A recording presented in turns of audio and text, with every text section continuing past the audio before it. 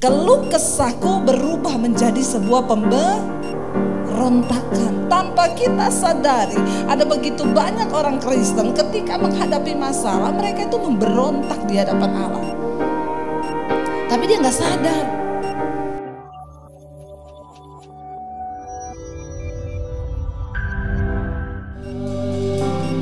Engkau yang kami tinggikan malam hari ini Tuhan, Engkau pusat penyembahan kami. Jadikan kami menjadi orang-orang percaya yang sungguh-sungguh mengalami Tuhan secara pribadi. Agar nyanyian kami, penyembahan kami bukan nyanyian yang kosong, tetapi nyanyian yang lahir dari hati yang mengalami Tuhan, yang mengalami kuasa-Mu, yang mengalami pribadi-Mu dalam hidup kami. Bapa, kami ada di tempat ini malam ini, kami merindukan untuk lebih lagi mengenal isi hati Tuhan, mengerti kehendak-Mu dalam hidup kami.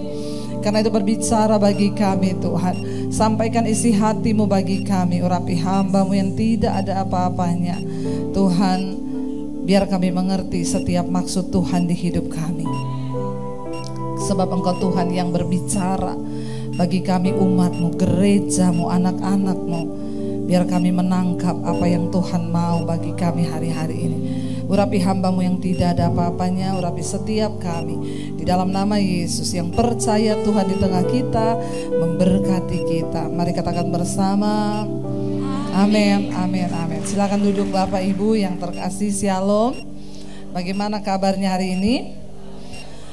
Luar biasa, karena kita punya Tuhan yang luar biasa. Iya, haleluya. Bapak Ibu, mari kita buka langsung saja Ayub pasal yang ke-23.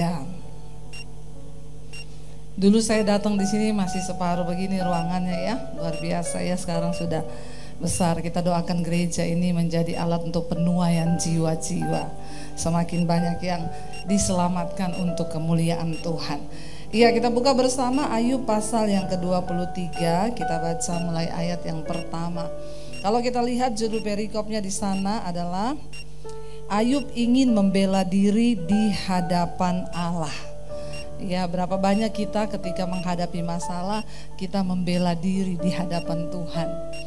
Ada yang berusaha membela diri ketika ada masalah. Tuhan, kenapa loh aku mengalami begini? Ada yang pernah begitu? Angkat tangan. Semua enggak pernah? Luar biasa ya, nggak usah dengar khotbah lagi, pulang aja ya. Saudara, jujur loh ya, kita pernah nggak mau membela diri di hadapan Tuhan? Sering ya, tuh baru ngaku sering ya. Ketika menghadapi masalah, Tuhan kenapa ya? Kenapa aku mengalami? Tuhan mengapa ya? Ayo kita baca bersama Ayub 23. Judul perikopnya Ayub ingin membela diri di hadapan Allah. Saya baca ayat yang pertama, saudara, yang kedua dan seterusnya kita bergantian.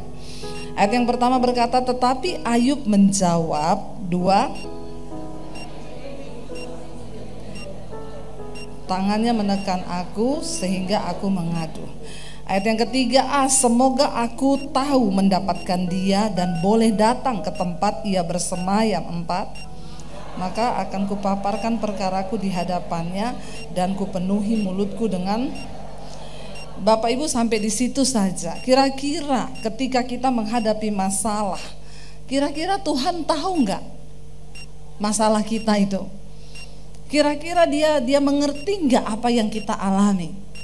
Tahu ya. Tapi Ayub ini berkata begini, aku ingin ya datang kepada Tuhan. Sekarang ini keluh kesahku menjadi pemberontakan. Tangannya menekan aku sehingga aku mengadu. Ketika kita menghadapi masalah dalam hidup kita, ya jangan terlalu banyak berkeluh kesah. Katakan aminnya kenceng ya. Tapi dilakukan enggak? Ya, lebih kenceng lagi, puji Tuhan. Sudah bertobat berarti. Bapak Ibu, dikatakan di sini ketika Ayub menghadapi pencobaan, dia berkata dia ingin datang kepada Tuhan. Dia bilang, sekarang ini keluh kesahku menjadi apa? Kenapa Alkitab berkata kita jangan bersungut-sungut? Orang yang berkeluh kesah itu sama dengan orang yang suka bersungut-sungut. Nah, ketika kita ini berkeluh kesah, ada masalah terus bersungut-sungut, maka apa yang terjadi? Dikatakan keluh kesahku berubah menjadi sebuah pemberontakan. Tanpa kita sadari, ada begitu banyak orang Kristen ketika menghadapi masalah, mereka itu memberontak di hadapan Allah. Tapi dia nggak sadar. Ini musik dari mana ya? Saudara jangan fokus sama musiknya ya, fokus sama khotbah, amin. Ini cuma saya yang dengar musiknya. Saudara dengar? Dengar juga ya. Ini dari mana? Enggak ada diskotik atau apa kan? Oh, dari gym ya. Ya, yang biasa gym jangan goyang-goyang. Iya, Bapak Ibu, dikatakan di sana bahwa ketika orang itu menghadapi masalah, dia berkeluh kesah, bersungut-sungut tanpa dia sadari bahwa sikap keluh kesah itu berubah menjadi sebuah sikap pemberontakan. Iya, kita kadang berkata, enggak, saya enggak memberontak. Tapi kita berkeluh kesah, bersungut-sungut. Ya, yang namanya hidup ini pasti kita akan menghadapi yang namanya masalah, pergumulan. Siapa yang malam hari ini tidak ada pergumulan dalam hidupnya? Semua ada masalah kan? Semua ada masalah. Puji Tuhan, itu berarti kita masih hidup. Masih hidup. Tetapi ketika kita menghadapi masalah, jangan terlalu banyak berkeluh kesah. Ada loh orang-orang itu, saya ketemu orang-orang itu yang setiap kali ketemu itu yang ada tuh dari mulutnya keluh kesah terus. Ada loh, saudara perhatikan tipe orang begitu. Tiap kali ketemu, ya ada saja yang dikeluh kesahkan. Ya kalau nggak sakit penyakit, masalahnya. Ya saya ketemu orang-orang seperti ini dan bertahun-tahun ketemu, ya nasibnya nggak berubah-berubah, begitu-begitu terus. Karena tiap kali ketemu, halo Bu, apa kabar? Iya Bu Debbie, ya biasalah. Suamiku itu loh, masih begitu-begitu terus, nggak berubah-berubah.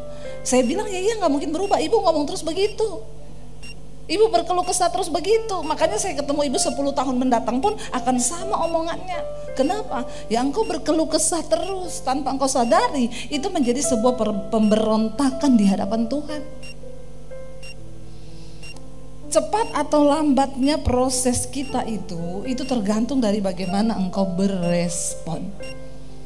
Amin. Jangan suka memberontak. Sekalipun kita merasa kita benar, percayalah kebenaran Tuhan, kedaulatan Tuhan itu yang lebih benar di atas kebenaran kita sendiri, katakan amin. Mau sama siapapun kita diproses, jalani aja proses itu. Duduk di kaki Tuhan dan bertanya, Tuhan, apa yang engkau mau untuk aku lakukan dari proses ini? Apa yang sedang Tuhan bentuk dari hidupku? Berhenti berkeluh kesah. Tiap kali ketemu orang yang diceritain mertuanya, kamu tahu ndak itu mertuaku, ya, itu ya lebih jahat daripada mak lampir. Berkeluh kesah terus ya. Ada ibu-ibu kalau ketemu orang, kamu tahu nggak itu menantuku, saudara. Ya, mari kita belajar menjadi orang yang jalani proses. Kalau perlu orang datang nanya, gimana mertuamu? Biasa aja. Ya, jalani semua dengan ucapan syukur. Amin.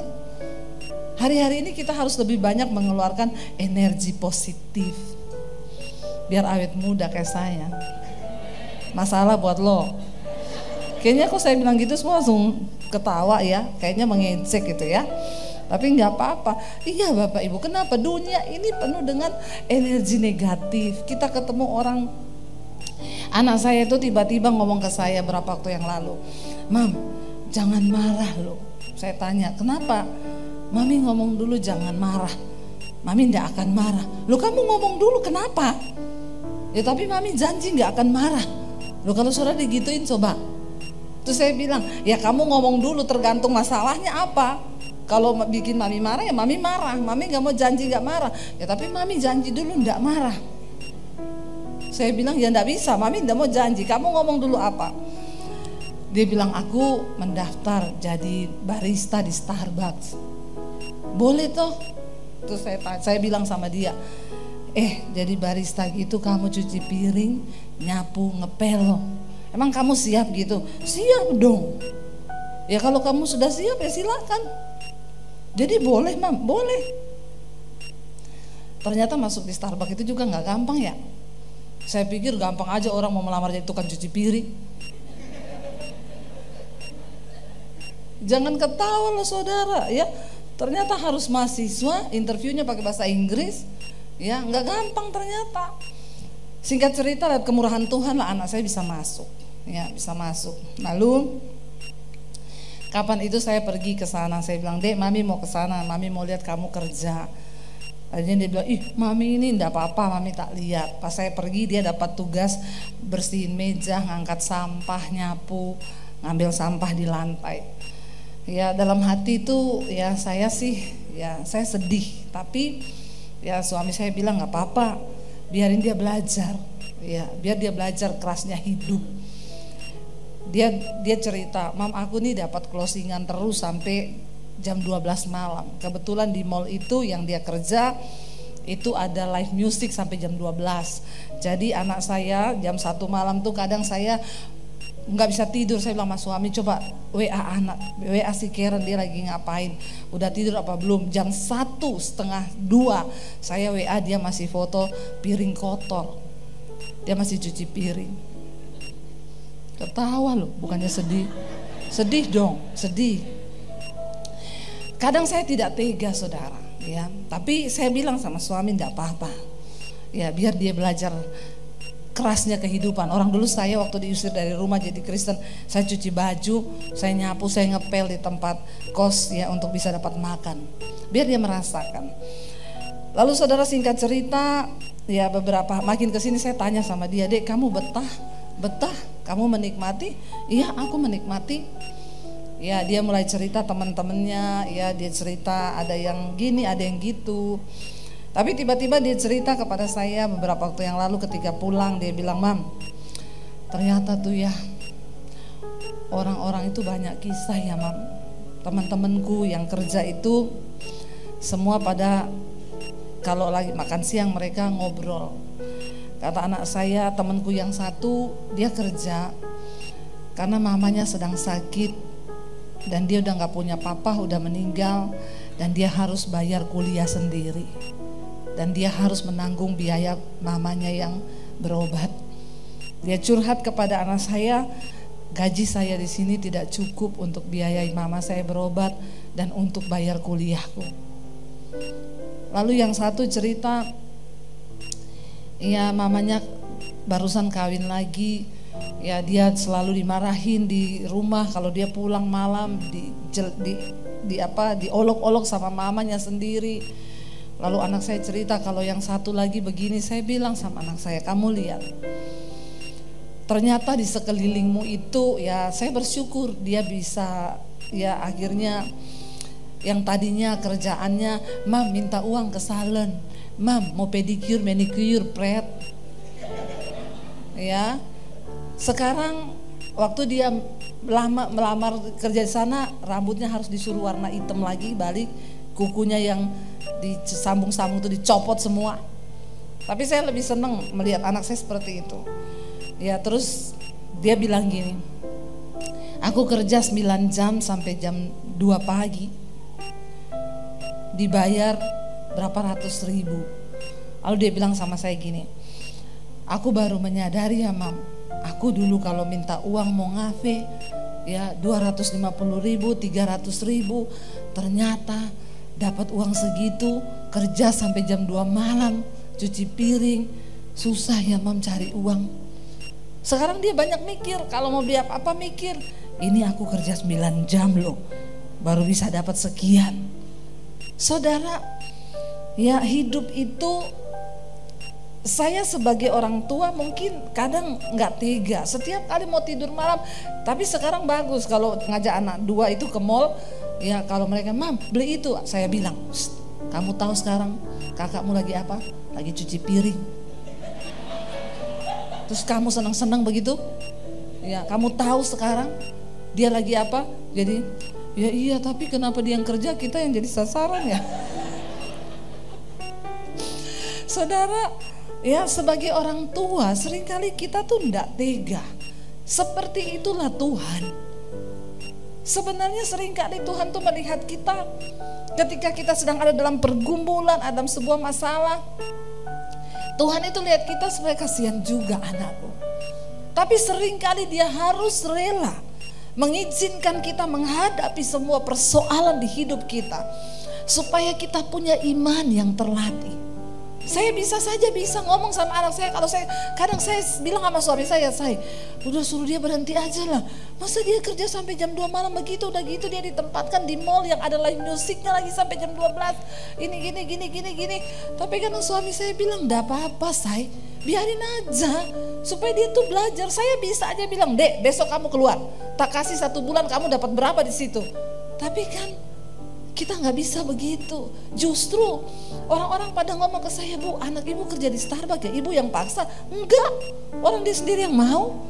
Mereka tuh bilang luar biasa ya, Bu, anak zaman sekarang mau cuci piring. Dan belum tentu loh, saya tanya sama anak saya yang tua, saya bilang, Dek, kamu bisa nggak sama seperti adikmu di depan banyak orang, kamu bawa sampah, kamu ambil gelas kotor, kamu lap meja, kamu nyapu, kamu bisa nggak?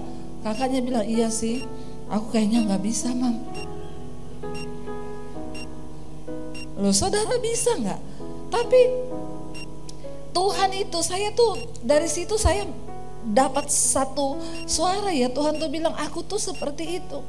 Seringkali aku melihat anak-anakku, saya kadang jam 1 malam saya mau tidur, saya merasa berdosa. Saya bilang sama suami saya, masa kita enak-enakan tidur, anak kita loh lagi cuci piring. Loh, itu perasaan orang tua loh. Dan Alkitab berkata Tuhan itu Bapa. Dia Bapa yang mengerti setiap perasaanmu. Kalau saya saja sebagai orang tua, saya mau tidur jam 1 sementara anak saya masih cuci piring, saya tuh gak tega. Saya bilang sama suami saya, kasihan loh, saya gak tega tidur mengingat anak saya masih cuci piring. Dia capek, dia ngantuk, dia bergumul dengan semua kedagingannya di sana. Tapi saya harus rela. Dan saya bersyukur Bapak Ibu, tidak ada sesuatu yang hebat yang didapat dari sesuatu yang mudah. Saya percaya anak saya itu karakternya akan dibentuk. Ya, dia memiliki sesuatu yang membuat dia kuat. Seringkali walaupun kita tidak tega, saya merasakan Tuhan tuh ngomong, aku tuh seperti itu. Seringkali aku melihat anak-anakku berjuang dengan cucuran air mata. Sebenarnya aku Bapa nih seringkali tidak tega, tapi aku seringkali harus mengizinkan itu supaya engkau memiliki karakter yang kuat di dalam iman, dan kita teruji sampai pada garis akhir. Saudara, kalau saya aja sebagai manusia, saya gak mau tidur jam 1 karena membayangkan anak saya masih cuci piring. Bagaimana dengan Tuhan? Dikatakan dia Bapa yang mengerti. Makanya firman Tuhan berkata, seperti Bapa yang sayang kepada anaknya, demikian Tuhan itu mengasihi saudara dan saya. Tapi kenapa seringkali dia harus izinkan pergumulan, pencobaan, tantangan datang dalam hidup kita? Cuma satu tujuannya, Tuhan ingin engkau menjadi bukan anak-anak gampangan. Sebab untuk bisa masuk ke surga, ke dalam sebuah hidup yang penuh kekekalan, itu tidak mudah. Kita sudah dibayar lunas oleh Kristus, tapi kita harus berjuang supaya Kristus itu sungguh-sungguh tinggal dalam hidup kita. Dan kita bisa berkata, hidupku bukan aku lagi, tapi Yesus yang hidup di dalamku. Itu loh goalnya. Itu yang Tuhan mau. Berhenti berkeluh kesah, berhenti menjadi pemberontak di hadapan Tuhan. Apapun persoalan yang sedang kau hadapi hari ini, bilang, Tuhan, bentuk aku Tuhan. Aku tahu mungkin hari ini juga Tuhan tidak tega melihat aku bercucuran air mata. Tapi kalau engkau harus izinkan itu, aku tahu engkau mengasihiku Tuhan. Sebab Alkitab berkata, Tuhan menghajar orang yang dikasihinya, dan dia menyesal orang yang dianggapnya sebagai anak. Amin. Anak. Dan itu anak saya. Diam-diam satu malam belum tidur, saya nggak bisa tidur. Ayub berkata di sana, ayat yang ketiga, semoga aku tahu mendapatkan dia dan boleh datang ke tempat ia bersemayam. Ayat 4, baca bersama 1, 2, 3. Maka akan kupaparkan perkaraku di hadapannya dan kupenuhi mulutku dengan kata-kata pembelaan. Maka aku akan mengetahui jawaban-jawaban yang akan diberikannya kepadaku, dan aku akan mengerti apa yang difirmankannya kepadaku.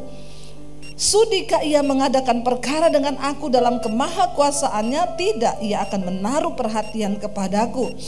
Ayub berkata, kalau aku bisa berjumpa dengan Tuhan, aku akan memaparkan semua perkaraku. Kita tahu apa yang Ayub alami tidak mudah, kekayaannya diambil semua. Saya tanya saudara, Alkitab berkata Ayub itu orang yang sangat kaya, sangat kaya.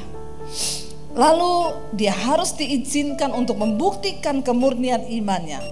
Semua kekayaannya diambil. Apa yang paling ditakuti oleh orang kaya? Apa yang paling ditakuti orang kaya? Menjadi miskin. Amin. Menjadi miskin. Orang kaya paling takut jadi miskin. Makanya jadi orang enggak usah kaya-kaya banget. Amin. Lebih enak hidup ini. Sebenarnya kaya itu bukan dosa. Yang jadi masalah kalau orang kaya nanti lifestyle-nya berubah. Dia menikmati semua yang baik. Lalu ketika dia harus mengalami yang buruk, itu biasanya dia gak bisa terima. Tuhan sangat mengasihi Ayub. Tuhan sangat mengasihi Ayub. Di dalam segala kekayaannya Tuhan mungkin tahu. Kan Tuhan yang paling tahu. Tuhan mungkin melihat Ayub ini hatinya sudah mulai terikat kepada kekayaannya. Itu Tuhan yang tahu. Makanya akhirnya diizinkan semua kekayaannya diambil. Coba Bapak Ibu, kalau kita renungkan sekarang, saya gak usah tanya berapa kekayaan saudara. Gak usah saya tanya. Hari ini, kalau apa yang ada padamu diambil Tuhan, masihkah engkau mau memuji, menyembah, dan berkata Tuhan baik? Saya seringkali berpikir begitu loh. Saya seringkali menguji diri saya, Tuhan, kalau semua yang ada pada saya hari ini tuh diambil seperti Ayub,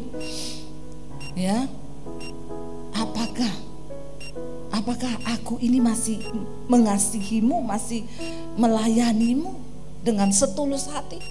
Itu harus menjadi pertanyaan bagi kita semua. Kalau semua yang ada pada kita diambil, kita tuh sering kali dengar khotbah orang kaya yang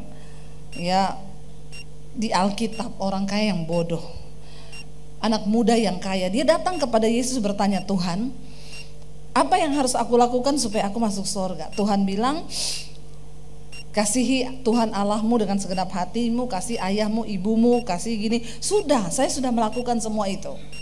Apalagi Tuhan? Lalu Yesus berkata, kalau engkau ingin memperoleh kerajaan Allah, pulang, jual seluruh hartamu, lalu berikan itu kepada orang miskin dan ikut aku. Tapi dengan sangat menyesal orang itu pulang. Alkitab berkata karena apa? Karena hartanya banyak. Kita gak usah bicara orang yang hartanya banyak. Saudara hari ini yang cuma punya motor 1, lalu saudara dengar suara Tuhan, pulang, jual motormu.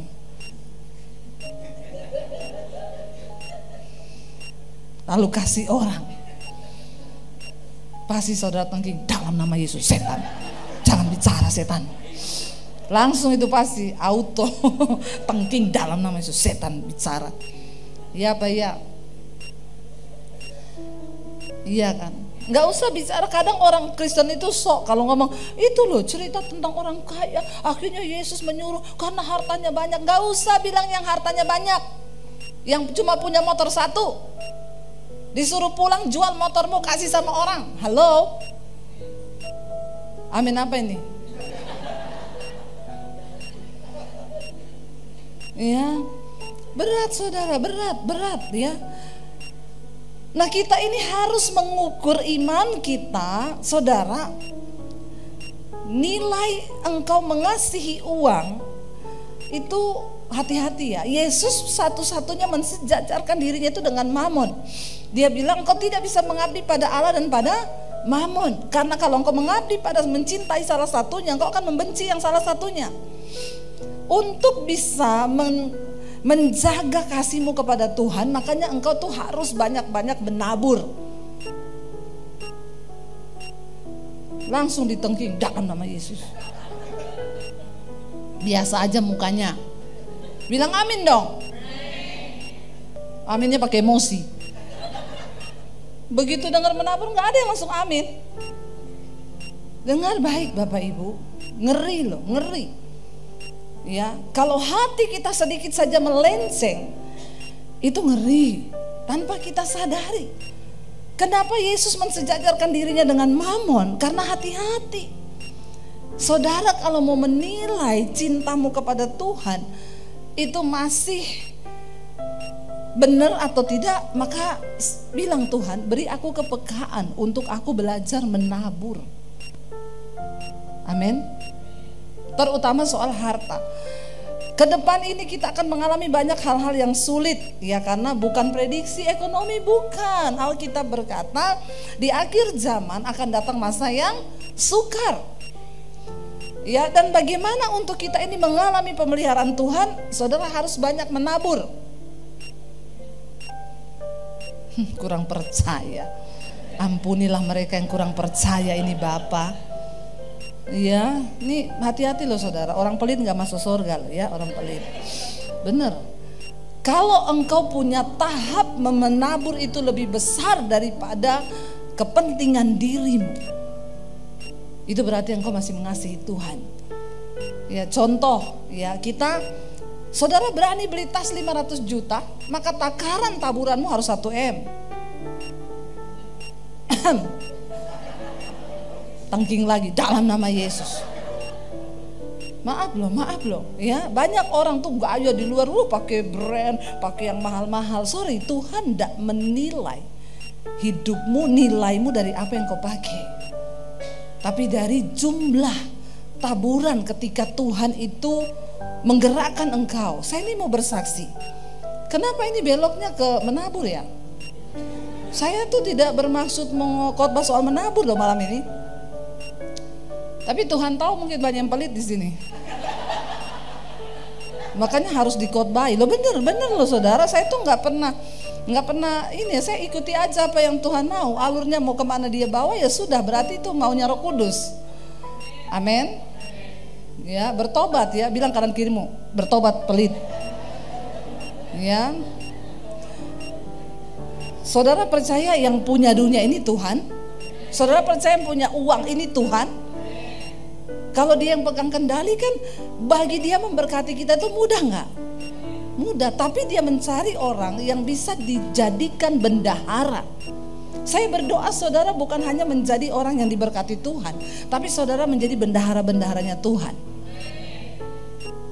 Saudara, saya ya beberapa waktu yang lalu kita pelayanan di Semarang, lalu saya ketemu seorang hamba Tuhan. Ya, ini saya bersaksi karena saya percaya semua yang terjadi dalam hidupku itu adalah sebuah rencana Tuhan untuk menjadi sebuah kesaksian. Dan itu nggak dibuat-buat. Lalu ada seorang pendeta itu, kita sering ketemu dia. Ya, kadang kalau saya datang ya dia yang jemput kita, ya, dan kadang ya kalau saya bawa mobil saya yang jemput dia. Kami tahu pendeta ini ya, dia nggak punya mobil saudara, ada mobil satu dipakai sama anaknya. Lalu beberapa kali kami ke sana ya, saya tuh digerakkan Tuhan untuk beliin dia mobil. Tapi seperti saudara juga saya langsung tengking dalam nama Yesus. Setan ini, setan. Ini bukan Tuhan. Please jangan bicara lagi. Pendeta juga manusia. punya rasa, punya hati, jangan samakan dengan pisau belati. Nggak enak saudara, aduh bisa dengar suara Tuhan tuh nggak enak. Makanya hati-hati, kalau saudara minta bisa dengar suara Tuhan, maka engkau harus siap mentalmu. Kalau nggak gila, bener. Saya tengking langsung dalam nama Yesus. Saya diam saudara. Satu saat, berapa bulan kemudian, ya kita pelayanan, saya dengan suami, ya pelayanan di satu kota. Kita ini satu grup sama pendeta itu di WA. Tiba-tiba dia ngupload foto lagi di kayak di pinggir jalan gitu, di rumah makan, lalu sama istrinya duduk di situ. Saya tanya, kenapa di situ Pak Pendeta? Mobilnya mogok. Saya tengking dalam nama Yesus. Saudara, berat. Dan Tuhan tuh kayak mengejar gitu. Dan Tuhan itu spesifik sudah bilang gini, kalau kamu harus beliin dia mobil, mobilnya itu sama dengan yang punyanya wakil gembalanya. Wakil gembalanya itu istrinya dokter, jadi dia bisa beli mobil. Mobilnya itu harganya 400 jutaan. Menurut saudara banyak nah itu 400 juta? Kalau buat beli tas LV dapat berapa? Lumayan ya. Lalu akhirnya saya gini, Tuhan gini ya. Saya tarik nafas dulu. Gini Tuhan. Oke, saya mau taat, tapi gini Tuhan. Saya tak omong sama suamiku. Suamiku ini agak, kalau bukan pelit, perhitungan. Kalau bilang pelit ya dosa ya. Suamiku ini orangnya agak perhitungan. Apalagi kalau nabur gede-gede gitu, dia langsung ngomong, enggak. Jadi begini Tuhan, kan firman-Mu berkata istri itu tunduk kepada suami. Biasa aja ketawanya Pak. Ya, jadi gini Tuhan ya, kan kita bisa dong bikin kesepakatan dengan Tuhan toh. Kan diuji nih. Saya akan ngomong ke suami. Kalau suami saya bilang iya, berarti itu dari Tuhan. Tapi kalau suami saya bilang tidak, loh maaf Tuhan, aku tidak bisa melangkahi suamiku. Karena Alkitab berkata istri tunduk pada. Kita ini suka main kucing-kucingan sama Tuhan ya. Tapi kan itu bisa dong, saya minta tanda kan, bisa. Berat saudara, 400 juta. Bagaimana mungkin Tuhan, saya ini lagi bangun sekolah misi, lagi bangun gereja, lalu Tuhan tuh suruh bukan gereja saya, bangun gereja di desa-desa ya. Saya nggak mau nyanyi ya Bapak Gembala Andrew di belakang. Lalu saya bilang sama suami waktu lihat itu di grup, saya bilang sama suami gini, aku mau ngomong apa? Tuhan itu loh. Tadi kamu lihat Pak Gembala mobilnya mogok, iya. Aku tuh beberapa bulan ini digerakin Tuhan suruh beliin mobil buat Pak Gembala, tapi mahal 400 juta karena Tuhan suruh beli yang sama kayak wakil gembalanya. Suami saya diem, dalam hati saya yes Tuhan. Dia ngomong apa ya Tuhan. Tiba-tiba dia diem, terus saya bilang terus menurutmu gimana? Dia jawab sama saya, aku sudah dari bulan Januari disuruh Tuhan. Ketawa kan? Ternyata Tuhan tuh sudah lebih dulu bicara sama dia. Tapi karena dia tuli,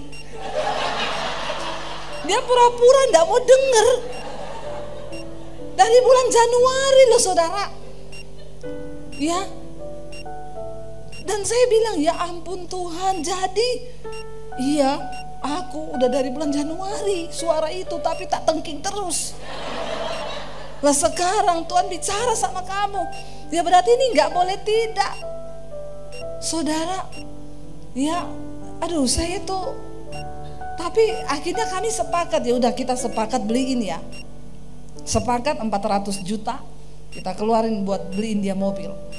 Pada waktu kita akhirnya mau beliin dia, besoknya kita ngobrol, ada satu pengusaha di situ, saya cerita Pak kita ini digerakin Tuhan tuh beliin, dia bilang Saya tuh salut loh Bu. Biasanya yang beliin mobil pendeta itu pengusaha loh.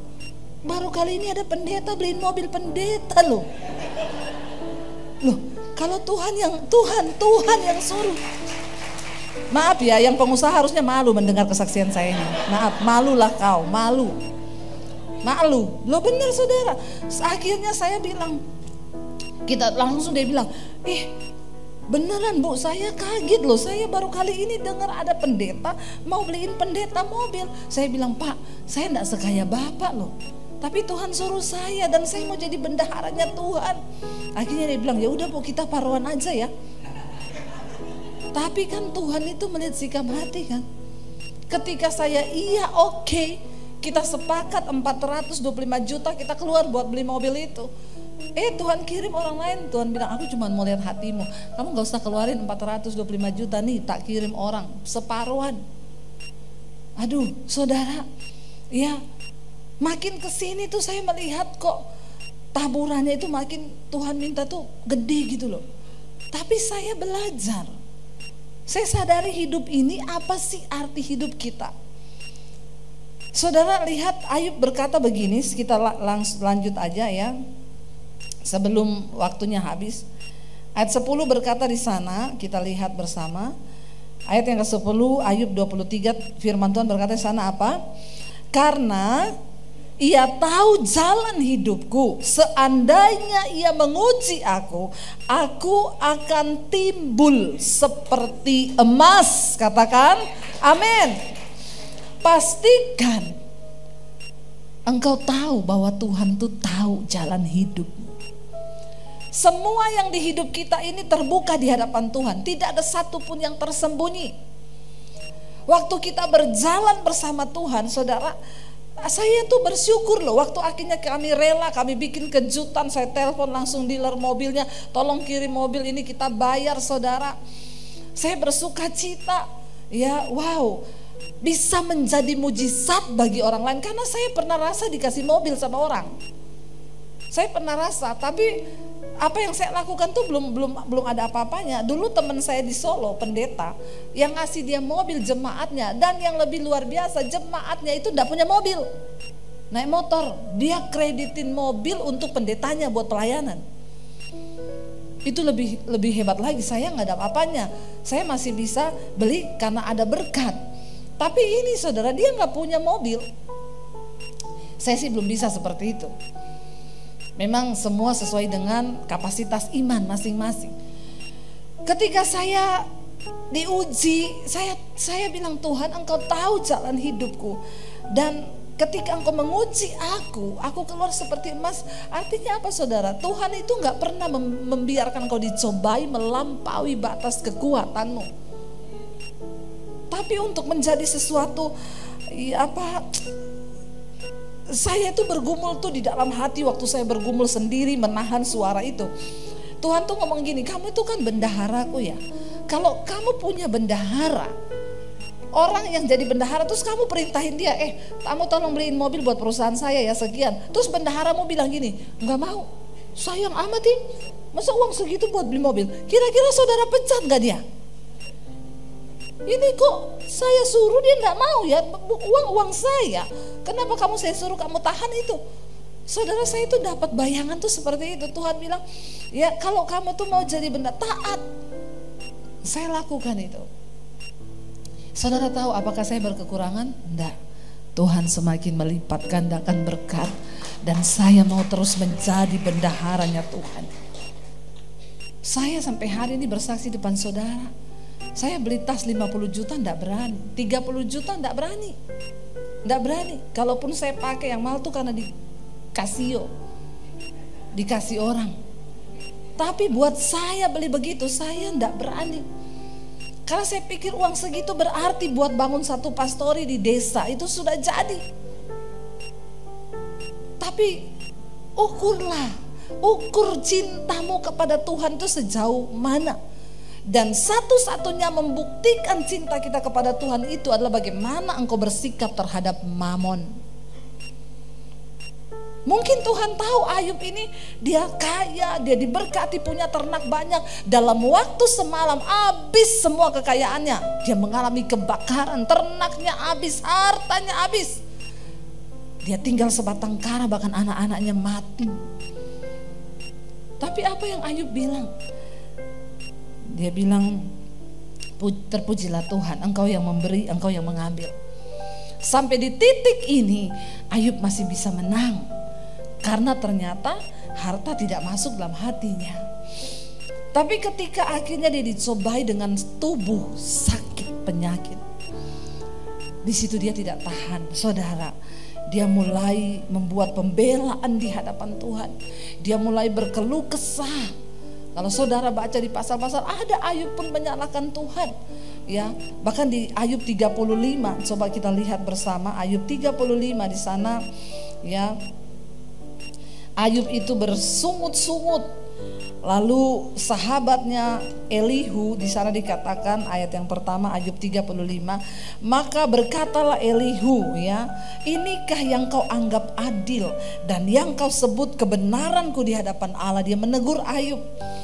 Kalau engkau bertanya apakah gunanya bagiku, apakah kelebihanku bila aku berdosa, akulah yang akan memberi jawab kepadamu dan kepada sahabat-sahabatmu yang bersama-sama dengan engkau.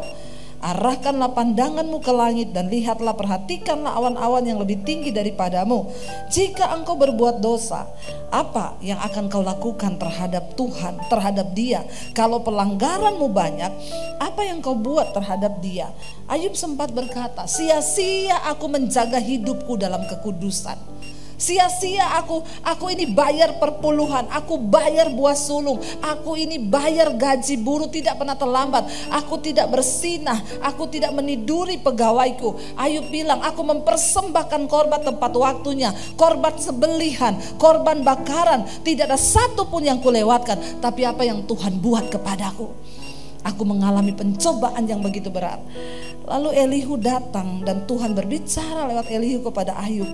Dia bilang, kalau engkau berkata, ya apa gunanya, apa kelebihan? Kalau aku ini hidup dalam dosa, mending aku berbuat dosa aja. Toh aku juga mengalami sama dengan apa yang orang fasik alami. Untuk apa aku berbuat benar? Untuk apa aku hidup dalam kekudusan? Kalau aku mengalami pencobaan yang sama dengan orang dunia. Sering kali kita pun berkata begitu, Tuhan itu orang hidupnya berdosa loh, dia gak kenal Tuhan. Tapi kenapa pergumulanku lebih berat dari dia? Rasanya hidupnya dia tuh lebih enak daripada saya. Aku yang menjaga hidup kudus, aku yang melakukan ini dan itu. Tapi apa yang Tuhan buat? Itu pun yang Ayub lontarkan. Dan Elihu berkata, kalau engkau berbuat dosa, ya apa yang engkau lakukan terhadap Tuhan? Tuhan tetap Tuhan. Kalau pelanggaranmu banyak, apa yang dapat kau buat terhadap Dia? Jikalau engkau benar, apa yang kau berikan kepada Dia? Ya, apa yang telah diterimanya daripadamu? Elihu bilang, kalau engkau berbuat dosa, Tuhan tidak berubah karena dosamu. Dia tetap mulia, Dia tetap Tuhan. Sebaliknya kalau engkau berbuat baik, memang apa yang sudah kau berikan buat Tuhan? Alkitab berkata kebaikan manusia itu seperti kain kermisi. Semuanya merah, semuanya kesumbah di hadapan Allah. Jadi engkau hidup benar atau engkau hidup berdosa, tidak ada untungnya bagi Tuhan. Amin. Sebaliknya apa saudara? Ya, ayat 8 di sana dikatakan, hanya orang seperti engkau yang dirugikan oleh kefasikanmu, dan hanya anak manusia yang diuntungkan oleh kebenaranmu. Kalau engkau memilih hidup dalam dosa, Tuhan tidak rugi, engkau sendirilah yang rugi karena perbuatan dosamu di dunia ini. Sebaliknya, kalau engkau hidup benar, engkau beramal, anak manusia yang untung, bukan Tuhan yang untung. Seringkali kita pikir ketika kita berbuat kebaikan Tuhan untung. Apa yang bisa kita untungkan bagi Tuhan? Tidak ada saudara. Kita hidup pun hanya karena kasih karunia. Sesungguhnya dengan apapun kita gak pernah bisa balas kasih Tuhan. Tidak ada. Kalau engkau berbuat dosa Tuhan gak rugi. Kalau engkau berbuat benar Tuhan gak untung. Hanya engkau yang rugi kalau engkau fasik. Hanya engkau juga yang untung kalau engkau berbuat benar. Amin. Kenapa sulit hidupmu di dunia? Karena kebanyakan dosa. Sebaliknya kalau engkau melakukan kebenaran, ya engkaulah yang akan diberkati. Jadi engkau berbuat benar atau berbuat dosa itu gak ada dampaknya buat Tuhan. Dan Tuhan tidak pernah bisa dipengaruhi oleh apapun sikap kita. Kitalah yang akan menuai, kita yang menabur, kita yang menuai. Jadi bukan soal sekarang ndak usah kasih perpuluhan, ya itu pilihan.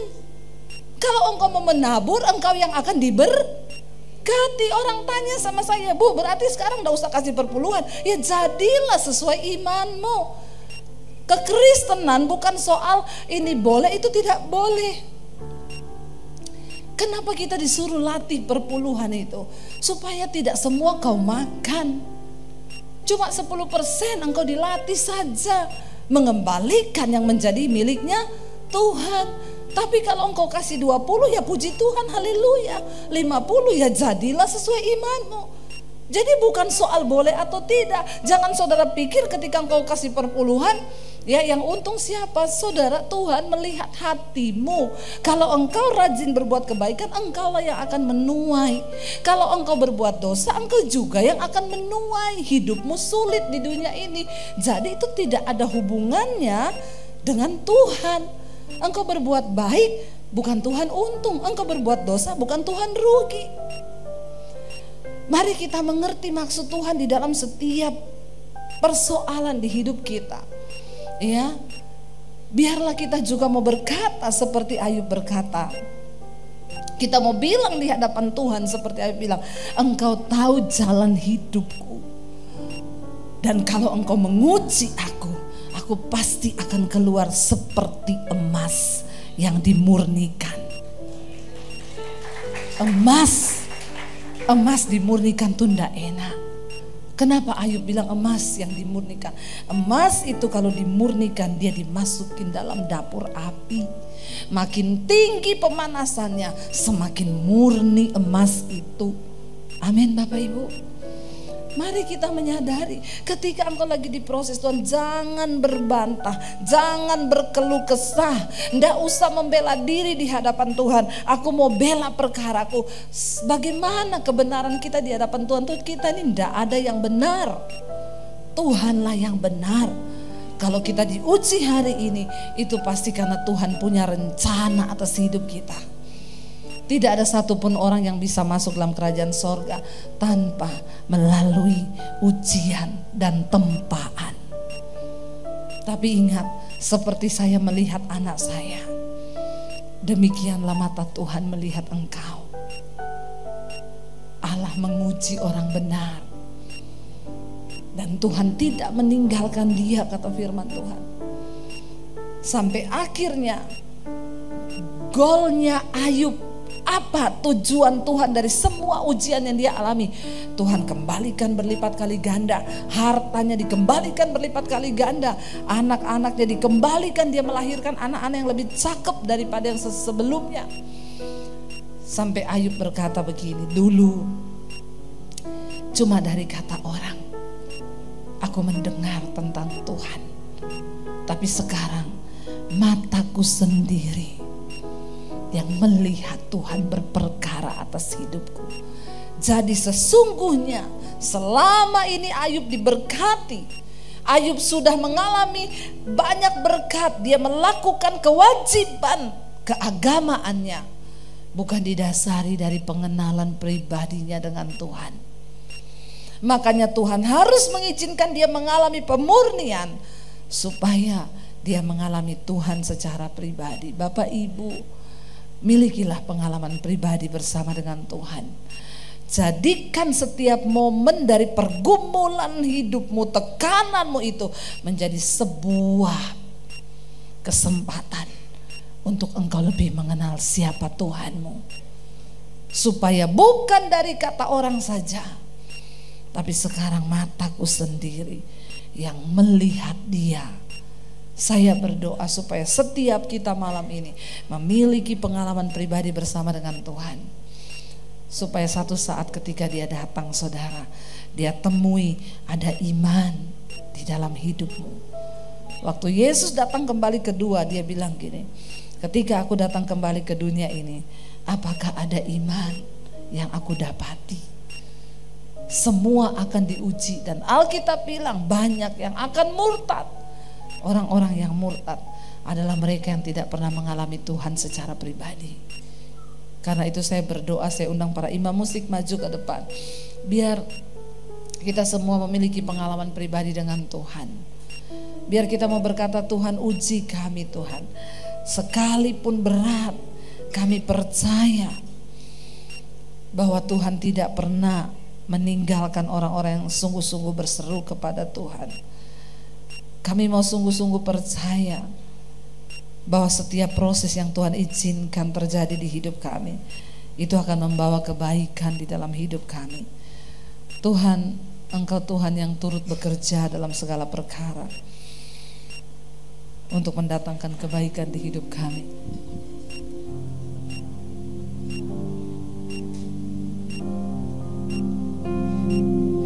Ku percaya. Amin Tuhan Yesus. Mari kita bangkit berdiri. Bekerja. Engkau bekerja mendatangkan kebaikan Tuhan.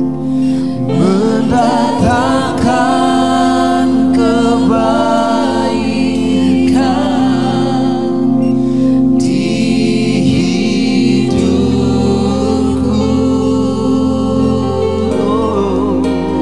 Ku percaya Kau bekerja. Saudara, terima kasih sudah menyaksikan channel saya, dan saya berharap semua khotbah-khotbah saya menjadi berkat. Jangan lupa subscribe channel hanya di Debbie Basjir TV. Ya, bukan yang lain. Catat Debbie Basjir TV. Hanya di Debbie Basjir TV. Jangan lupa like, subscribe, dan bagikan ini kepada teman saudara agar semakin banyak orang diberkati. Tuhan memberkati.